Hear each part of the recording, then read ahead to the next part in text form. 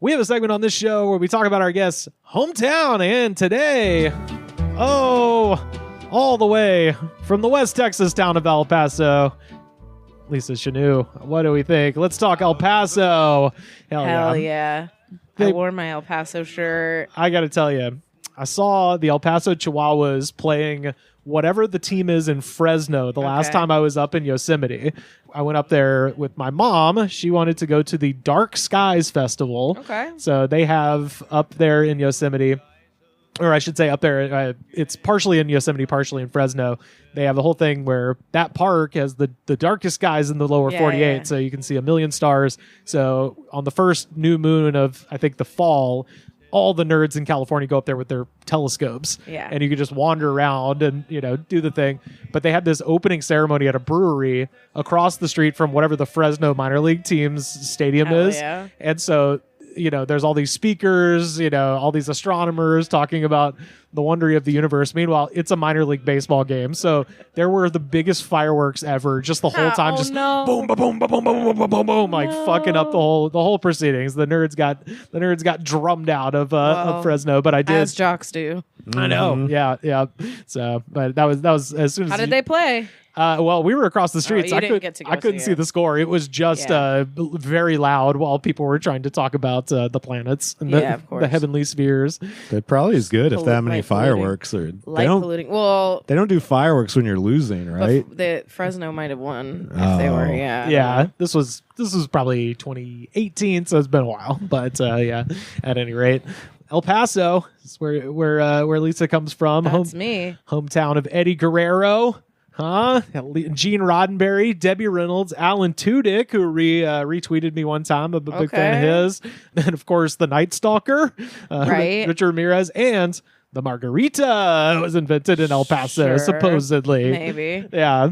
There's so many other people. I'm really surprised that those are the ones you went with. Rivers is a giant nerd. The fact that the first one was a pro wrestler kind of nailed that in. Well, Chavo's from there too. I just put it in easy for Eddie. What would you say? Who do we say? Well, I don't know. I feel like the Mars Volta. That's my. Oh yeah, that's sure. my at the drive-in. So that's my era, El Paso too. So I think we all have Khalid or Khalid. I don't know how he says his name. Oh yeah, DJ Khaled. Not the DJ singer. Khaled. I know. I'm kidding. Yeah. So him, and then I don't know. There's a bunch. Those are the ones that come to mind. Yeah. Those are good ones. So, a little fun history stuff I looked up. 1876, Billy the Kid broke into the San Elizondo jail in El Paso to free his friends, and he got in by impersonating a Texas Ranger, disarmed the guards, locked them up in their own jail cell, and escaped across the river into Mexico. And the annual Billy the Kid Festival is held at the jail each June and includes a reenactment of the jailbreak. Have you been to the... Lots of Billy the Kid stuff in El Paso. I haven't been to that. Specifically, I've been to Concordia Cemetery where he is buried. He's buried there. Shit, I didn't know that. I believe so. And haunts the graveyard, all of that kind of stuff. I saw John Wesley Hardin is buried there too. So John Wesley Hardin for sure. That's cool. I believe Billy the Kid. I could be wrong. And there's a bunch of, there's like a Billy the Kid store in Las Cruces and stuff.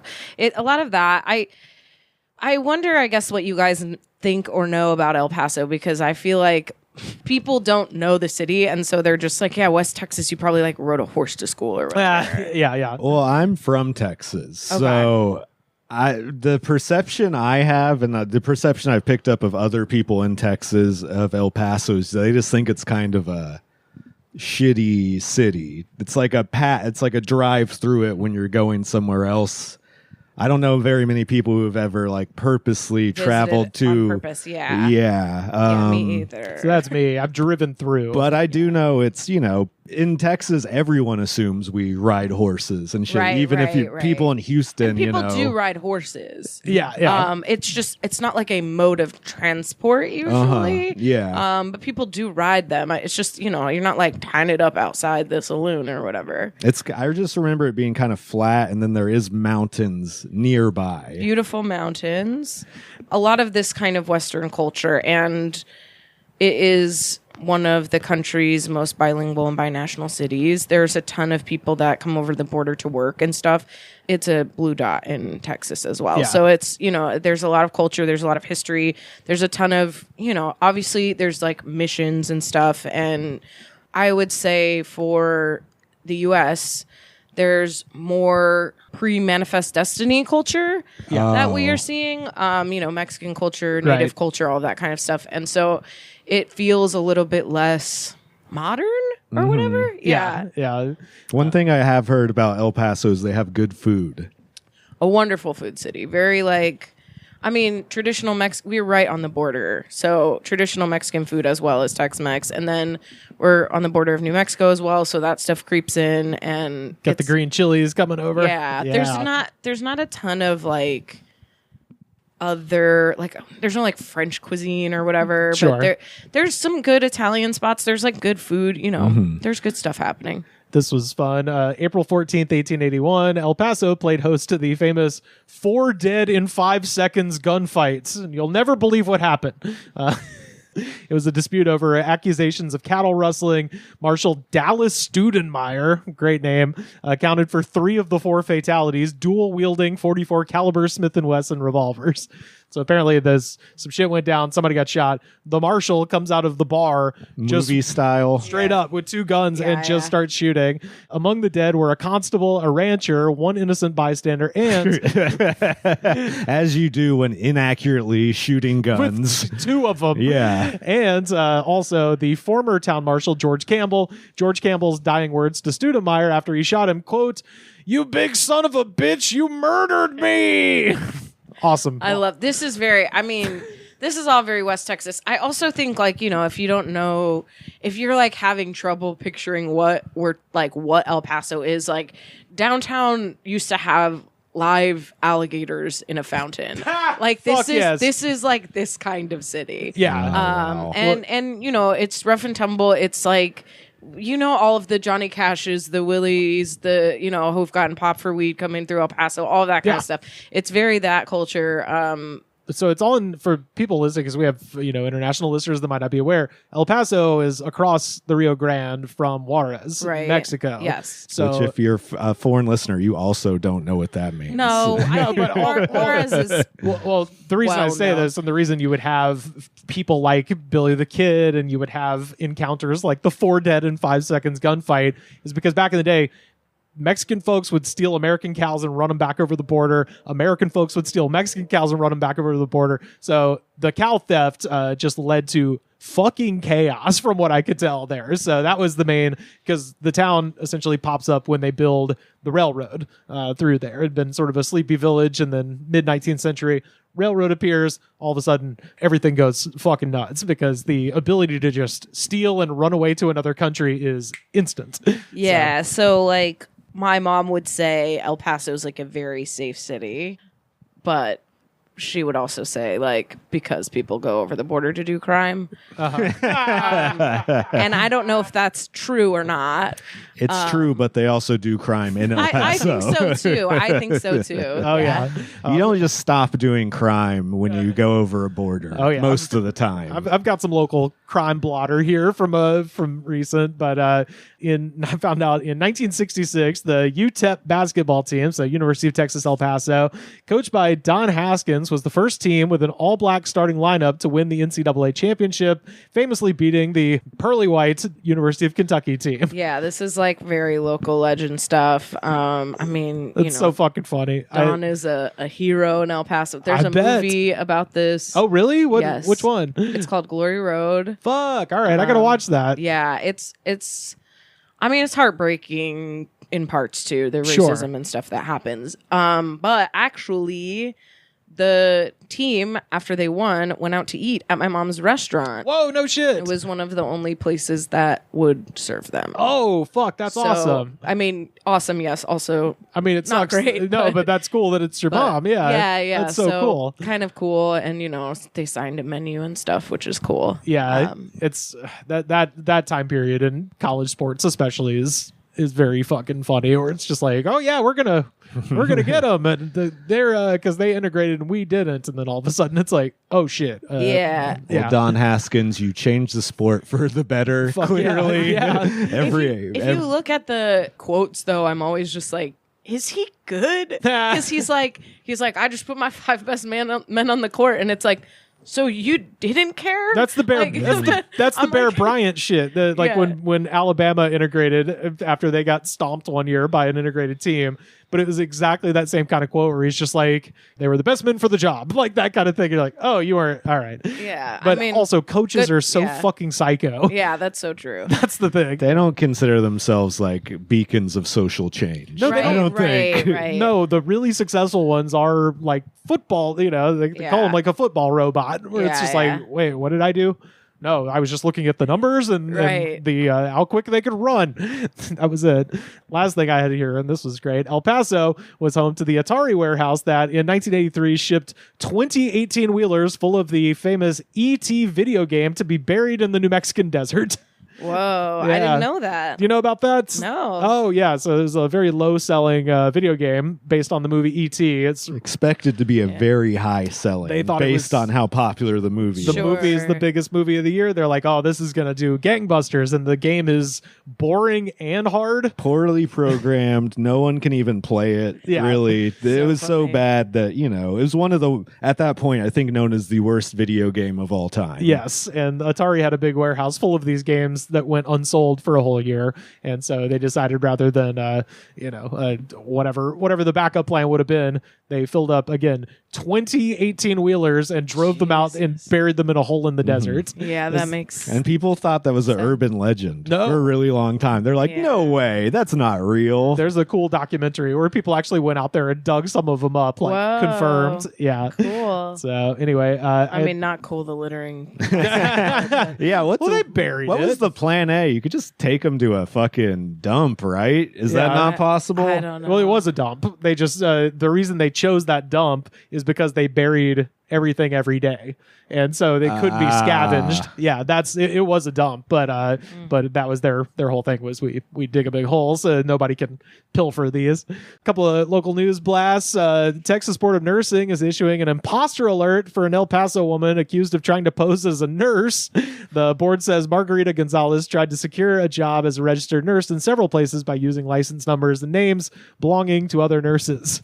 So That's El Paso shit, though. I think I'm just like, if I could even get into like a current legal issue that's happening, but I can't. But there's always somebody lying, doing something that they shouldn't, and getting away with it for way too long in El Paso. Yeah, my thing is like I assume the reason they want to do this is to get access to drugs and stuff, but like Possibly. what if it's not that? They're just like, oh, I just they want need a job that bad? I'm good. I can Or a do crazy this. person, like That's the what I type mean. of person who would lie about having cancer. They would lie about being able to Totally. help people. Yeah, Totally. yeah. I can do this. Yeah. I don't need school. I can do this. Oh, I love this. 2 El Paso drivers have been arrested accused of repeatedly crashing their cars into each other following a verbal altercation during a road rage incident. A local judge described it as, quote, pretty wild. Yeah, that sounds like it. I like the local judge is just the dude. The legal office is there. I got jury duty recently, and I shit. haven't lived there in 20 years. Yeah. And I was like, I called a person answers. First of all, red flag. You're like, somebody's answering at the courthouse. What's happening? Then I was like, hey, I live in California, and this is just not I'm just not coming to jury duty in Texas. Yeah. And she was like, oh, okay, just email me a picture of your ID and then we're good. And I was like, I'm sorry, we're good? Like what? I just an email to you directly? Yeah, And yeah. she's like, yeah. And I'm like, this seems not right. Yeah, yeah. It seems like I'm going to get arrested. Send me a picture of you with today's LA Times in front of the Hollywood I'm sign. like, what? Yeah. But yeah, it's very casual. That's funny because I always heard that the cops there were very tough on I anything. think the cops, yeah. Oh, I don't know about the okay. legal system. I don't know what's happening. Mm-hmm. Yeah. This one's from a while ago, but I did love it. Security camera footage footage showed Noemi Duquesne, 44, and Luis Del Castillo, 45, arriving outside of Estate and New Jewelry in El Paso, with Del Castillo pushing Duquesne in her wheelchair. Duquesne then got out of the chair, covered her head and upper body with a large black trash bag, and entered the jewelry store while Del Castillo waited with the getaway chair. Once inside, Duquesne pulled out a kitchen knife and demanded, quote, everything. Store owner Linda Bradley then drew her stun gun in response. Quote, we were chasing each other around, but I knew I could outrun her because she was obviously not very quick. Wow. A customer eventually tackled Duquesne and held her until police arrived. Del Castillo was still waiting outside with the wheelchair the entire time and was also arrested. Investigators said the pair lived in an apartment directly across from the store. Yep. Oh, God. Yep. I wanted to see that security footage of a person in a garbage bag just wandering around with also a knife, I guess, sticking out of it. Incredible. Amazing. I mean, this is our culture, though. Yeah. I claim this. I think it's, it's never the brightest. Also, Luis. Across the street. Why is Luis not being a gentleman? You go rob the store. The lady's in a wheelchair. Okay, Luis, you were fucking up as a partner. You watch too much Uncut Gems. Yeah, exactly. Well, yeah, let's get into these questions. Lisa Chanoux, what was the incident? I don't know that we had one. No. I guess my thing is, do you guys know what Shattered Dreams is? It's where Goldust kicks you in the balls in WWF. That was his move. So Shattered Dreams is like a thing that they set up a simulated DUI.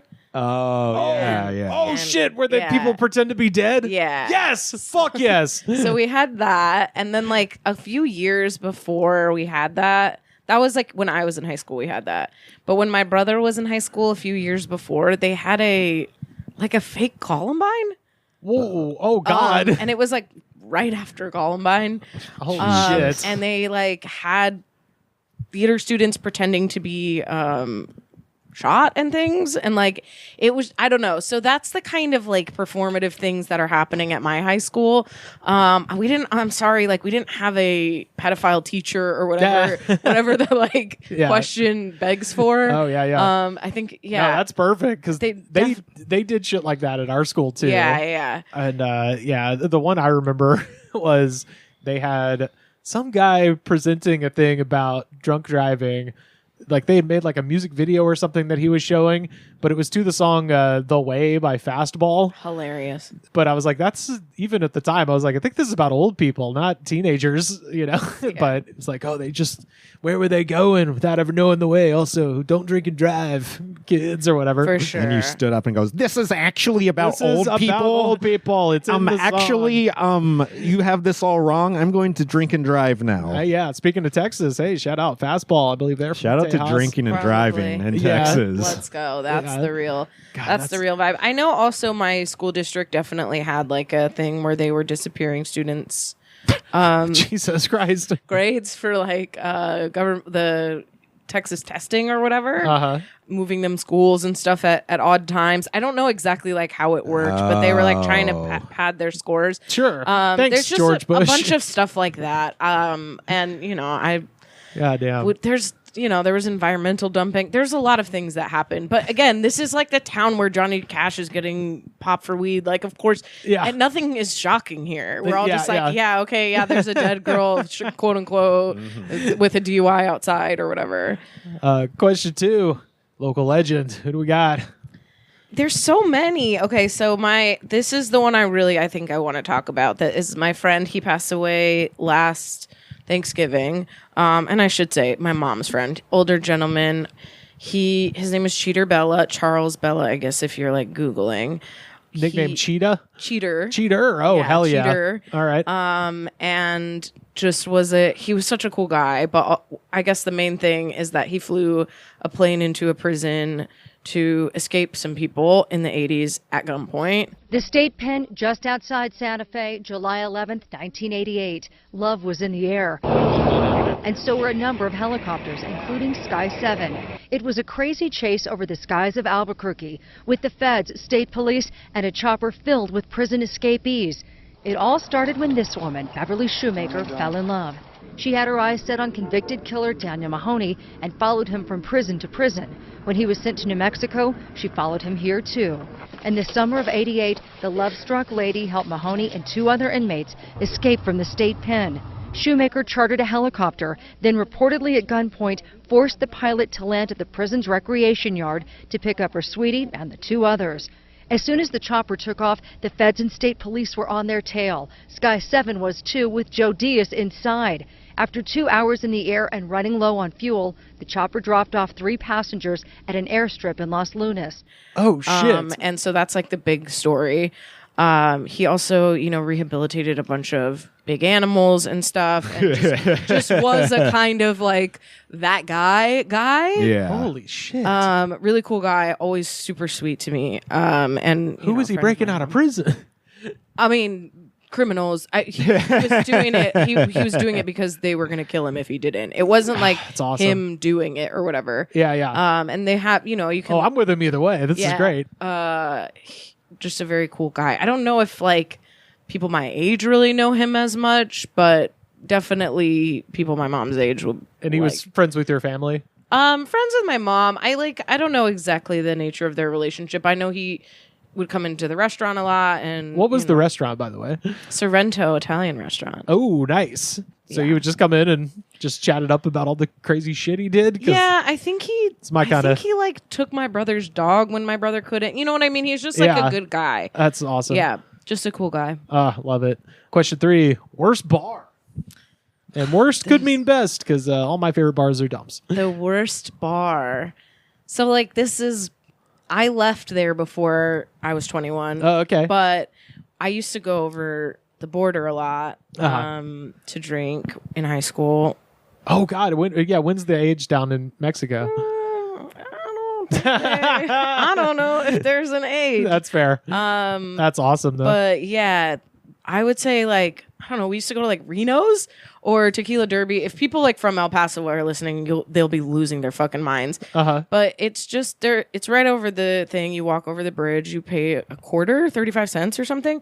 You walk over. You can go wherever. I think. I don't remember getting carded or anything. I don't know. I'm not going to make up lies. Nice. I was in bars there, and they would have something called Drink and Drown, which is where you pay a cover charge, and then there's no charge for liquor inside. Oh, That my is God. actually very dangerous. Fucking yeah. I don't think that's legal anymore. I don't know in Mexico, I don't know what their liquor laws are, but Drink and Drown is what it was called. Jesus Christ! and then it's like the family arcade, but for booze. I love the family arcade. Pay a by flat the way. rate. Yeah. God. The next bar over, like a little bit down, is Kentucky Club, which you had brought up the margarita. So that's the bar where supposedly the margarita was invented in Juarez, and that place rules. But I don't think it could be in worst bar. It's like this is like best bars in America. Oh wow! Like for sure. Just or Mexico, technically. It's super old. It's like it was a prohibition whiskey bar. So people would be, when liquor wasn't legal in the U.S., people could come over and drink their Kentucky bourbon in Juarez. And so it's just a very cool, it's got a lot of old culture. They also, this is the first place I ever saw, and way before, the bacon trend, but like beef jerky in Bloody Marys and stuff like that, way before, way before. And so they claim to have invented the margarita. If you do go over, they do make it very well. And some of the same staff. Last time I went was 2019, but some of the same staff was still there from high school, which was cool. Oh, nice. Question 4: best local food. It might have to give it up to Mama, right? I don't think so. No. She'll be in another category. I mean, I wouldn't really call Italian food like local food in El Paso. Sure. Yeah. And I do think if you're from El Paso, there's just like a right answer, and it may not be my favorite food, but it's Chico's Tacos. Okay. And that's just a thing that everybody knows about. It's kind of a, I can't really explain what it is. They're rolled tacos. They have like a lot of American type shredded cheese on it, and then it's covered in like a tomato soup vibe. It's very stoner food to me. It's not like gonna make it's not healthy. Like it's not gonna make you like hype. Might need a nap after. Yeah, but it does taste very good. And then it's, open late, and so it's a good after drinking or after, getting high or something. Not that you can do that in Texas, but in case you did accidentally. In case you found yourself high on marijuana. And it's really good, and get extra green sauce, of course. And they have like a burger hot dog situation too, and burritos and stuff. If you're like, the rolled tacos really aren't your thing, it's a El Paso classic. If rolled tacos aren't your thing, is it multiple locations? Multiple locations, but not super a lot. I think maybe 3, 4. Yeah. Nice. Question 5: local ghosts or monsters. So we mentioned Billy the Kid popping around the graveyard there. That's kind of cool. That cemetery, Concordia, is supposed to be very haunted. I mean, I've definitely been there, but I don't remember too much about. The McGoffin home is also like supposed to be super haunted. The thing I guess that comes up for me with like local monsters more is like, this is a very Latino city, and so a lot of those, so we have like La Llorona, Chupacabra, and those are like the more, I would say, like Halloween ghost monster vibes. Hell yeah. Love La Llorona. It's just a way to keep children away from the river, but it's been like, there's a witch who will eat you. It's very funny too, because our river's so dry. It's like it's similar to like parts of the LA River where you're like, oh yeah, I'm sure the ladies really looking over the river here. Like, La Llorona's like trying to hide, but she's just like up to her ankles. How big is the Chupacabra out there?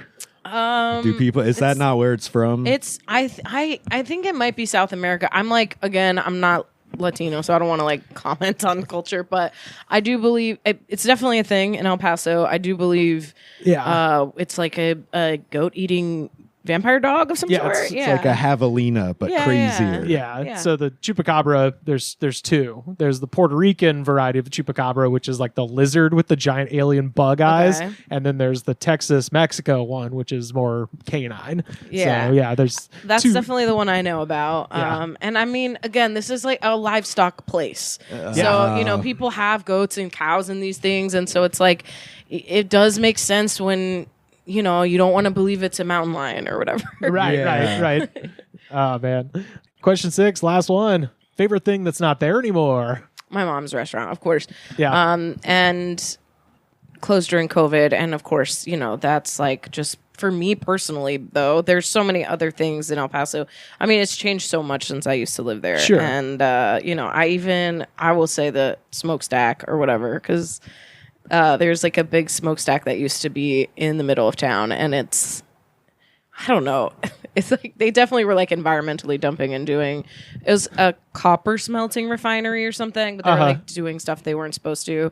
Definitely poisoning the city for sure. But like burning the ET thing video was games. very like landmarkish. Yeah. And it looks like a big cigarette, and it's always like, blowing disgusting smoke into the air, so it's it very much felt like a big cigarette. Oh, so it was active. I was thinking it was for just parts of my childhood. That's fucking crazy. Yeah, and I think they've torn it down now, and so that's like another thing where I drive by and go like, oh, it's not there anymore. Yeah, damn.